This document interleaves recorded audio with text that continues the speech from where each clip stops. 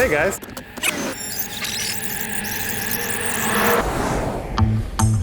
What's up guys, my name is Kevin Reyes. We got a location we're gonna scout today. There's a lot of things that we wanna look at to make sure that this production goes smoothly. I got my crew with me. We're looking at an abandoned warehouse here in LA, and so let's take a look. Let's look at all of our checklists of things we need to make sure that this production goes smooth and according to plan.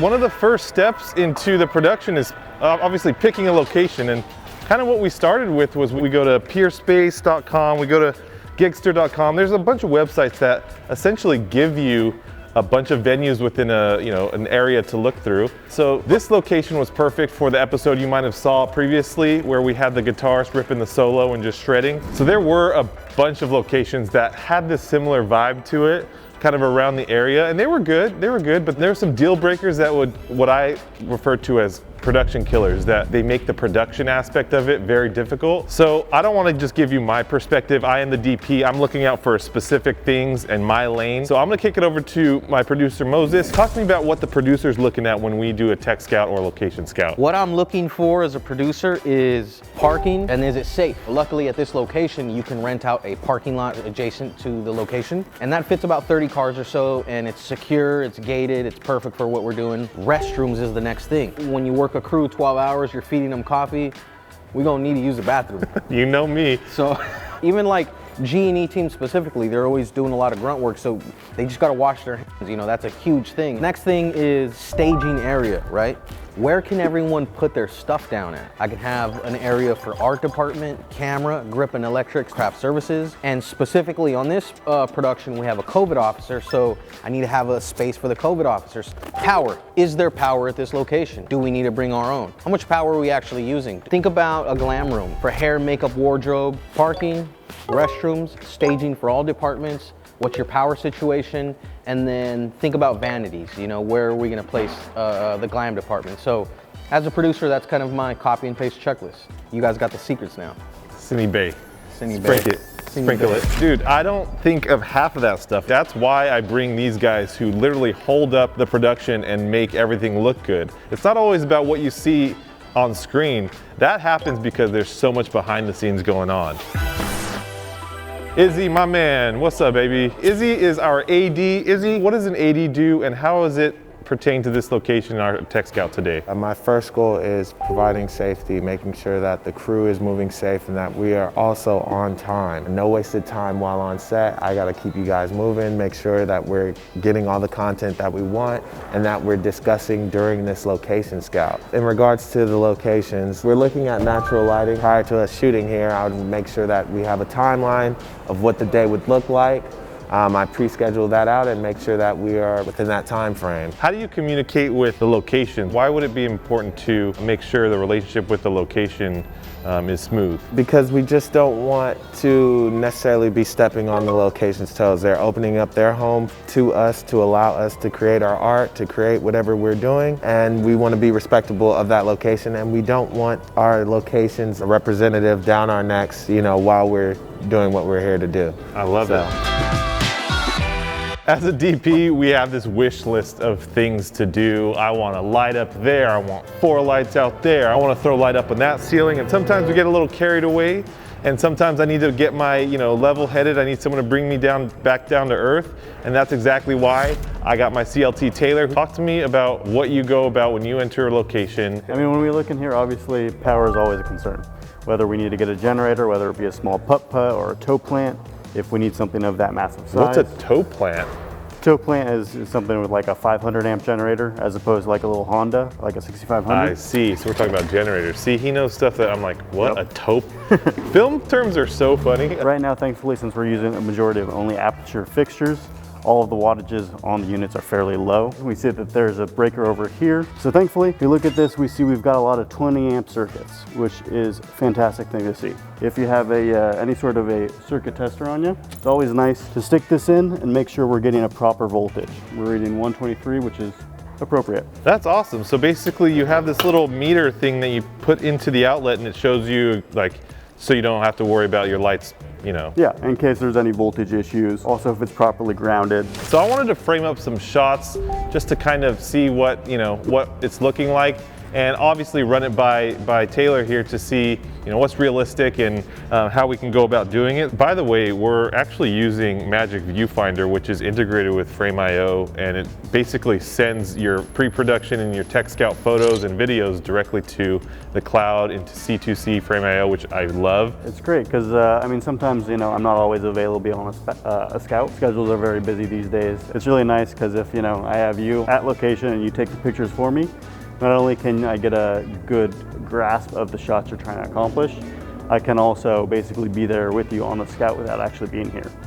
I love that. Technology is crazy these days. Okay, this is my angle that I want, and obviously I have a wish list of things.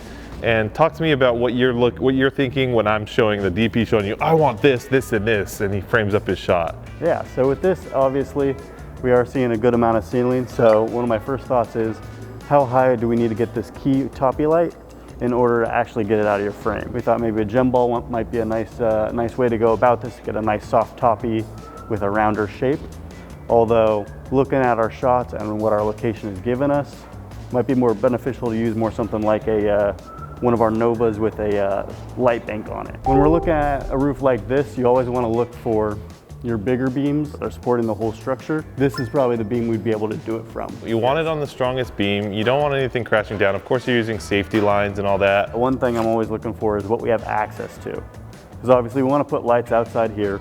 We have to make sure that we're able to put them out there, whether we own that area. I haven't been out there yet, and I know I want those lights out there, so let's go walk outside and look at that space. Thankfully, I mean, we've got a sidewalk here, so there's a decent amount of space. So obviously, I want to set my lights up out here, but it's like a public sidewalk. As a DP, I don't know the rules and regulations, and you know, if someone walks by, there's going to be expensive gear high up, but you don't want anyone messing around or babies climbing up the combo stand. So I would just throw them out here, but I would obviously run into issues. The best bet we have is we got to talk to Moses, see if location owns the sidewalk or if it's a public sidewalk after all. So obviously we have a lot of lights that we want to set up, but I don't necessarily know how we're going to do it. I just kind of know where I want the lights. And that's why I have my buddy Daniel here, who is our key grip. The grip department is usually in support of camera team as well as the electric team. So the electric team will place their units, their lights, and we will come through and we'll help shape and define those lights using diffusion, flags, all those things. We also are support in terms of rigging. So if you need to get a light or a camera in an odd spot, we're usually helpful with that sort of situation. And in regards to a scout, I'll usually be looking for whatever rigging points, communicating with the DP and the CLT or Gaffer to see if there's anything specific that they need done. So usually in a lot of sets, you know, if you have windows that you need blocked via rags or flags, that's gonna be grip department. So it's nice to know if we can access those windows, how to access them. For example, in this space here, we have skylights. Sometimes you want to control those. We need to be able to know how can we access the roof, those sort of things. All right, so I wanted to give you guys an example of some of the traps that we tend to fall in when we see like a cool looking room like this. This is on the second floor, but doesn't necessarily lend itself to being a good location to shoot in from the camera's perspective and also logistically. Do we have access to an elevator, or do we have to carry all our gear up the stairs? The freight elevator we have over here isn't currently functioning, so wouldn't be advisable to do our filming up here. It's kind of tougher to haul a bunch of gear up and down stairs all day. It's already backbreaking. That just adds a little bit extra to it. Yeah. So I know you wanted to shoot some lights through these windows. Unfortunately, in this space, we're super high up here on the second floor. So getting lights to a height that you would enjoy or that you would like, it's gonna be a lot more difficult to manage. In here, in terms of rigging up above, our ceiling is slightly lower than it is downstairs, especially if you want any wide shots, anything where you can see the entire space. It's gonna be a real hassle to have anything up above and still be able to get that wide range that you'd like to see. Especially with a soft box, you have an extra extension on the front of your light. So you're making that big light already even bigger. Right. I feel like having a key grip, if I can get someone who has that mentality of working smarter and not harder, again, it all goes towards the smoothness of the production. Because we're on the second floor, the freight elevator is not working, we got low ceilings. You wouldn't know that just by looking at this through, you know, a 16:9 frame, but it'd be pretty difficult to shoot in here, especially with the scene that we're planning on shooting. All right, this segment is Daniel's Toolbox. Daniel, talk to us about some of the tools you bring on maybe a scout like we're on right now. So to start, I have my tape here. I usually use red tape or green tape, something that's nice and bright that you can see. Paper tape 1 inch. I use it for marking different things, like if we need to rig something in a certain spot, I like to put that mark down so I know, okay, this will land here. I also have here my tape measure. Tape measure is super important, especially whenever you're trying to decide, is everything gonna fit in this space? That's huge. Can my dolly fit through this door? Can I bring all my gear in through here? Is it gonna fit? Also have a laser pointer, which is also very useful for pointing out things up above. You know, if you have a high ceiling like we do downstairs. I also have, we use different apps to track the location of the sun called Lumos. And essentially what it is it helps you track the position of the sun.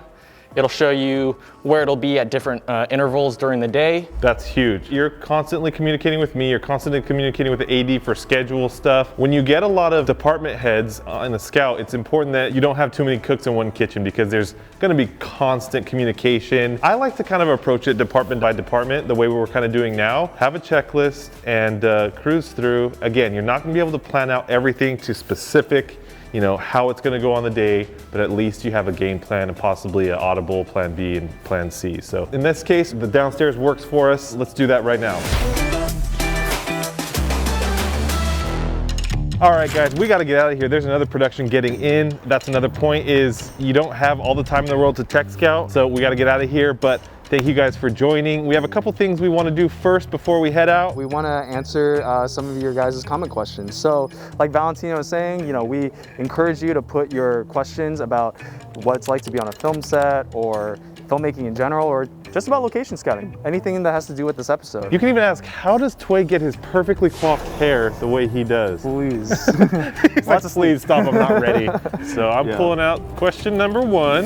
What are the best snacks to get for craft services / lunch for the crew? I think Cameosis is good for this one. Welch's fruit snacks. Always. Always. Minimum, you always want to have water, coffee, and maybe some fresh fruits, because that's just kind of the basic elementary to craft services. Sometimes you're feeding your crew through their stomach. So if you're giving people a very low rate, or you're out there doing these indie jobs that don't have the best budgets, people are gonna come out and break their back for you. If there's pizza. If there's pizza, yeah, pizza's it's a no-go for sure. And one more. How important is fill light, and should you have it in every scenario? It's important to think about fill light all the time, but know when to be like, you know what? Forget it. You know, it's supposed to be a dramatic film. It's supposed to be really low key and everything like that. So you can kind of bring it in and, you know, see if you like it or not. If I want it more moody, I take fill light out. If I want it more high key and approachable, put fill light in. Great episode, Kevin. Awesome. Yo. Dude, I am so lucky to have such an amazing group. They literally carry the production on their shoulders and make me look good as a DP. So thank all of you guys for being a part of it. And thank you guys for joining. I miss you guys. I'm always hope you guys are healthy, staying well. I'll see you guys next time on the next episode of Back to Set. See you later, guys. I'm glad you're here. I appreciate that you're helping me work harder and not smarter. Oh, why I keep saying that backwards.